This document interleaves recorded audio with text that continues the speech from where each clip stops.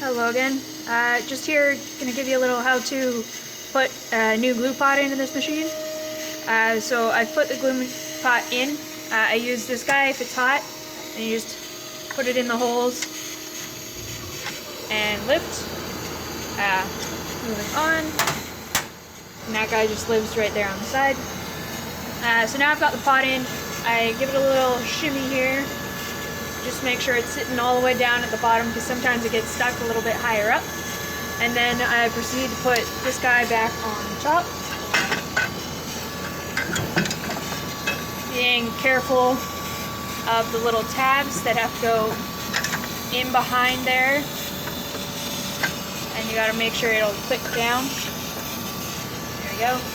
And then you take this pin here, put it in the hole there, and give that a little spin. As much as you can with your finger, and then you use the wrench to tighten it up to make sure that that little track is parallel.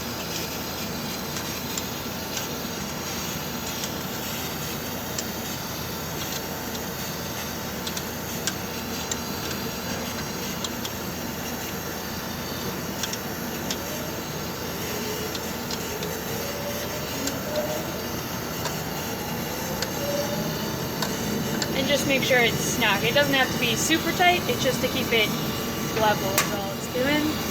And then once that's in, you can plug in the pot. So you push this down and pull up its little tabs, and you'll hear a little puff of air. That means that it's connected and you have air pressure to the machine. And then next step after that, so right now the pot is back and off the tracks. So that means if you leave this lever out and you send a piece through, you won't get any glue on your piece. And then the tape won't stick, and then it's just a big fiasco. So you want to flip this guy parallel to the tracks, and then you want to tighten this guy up.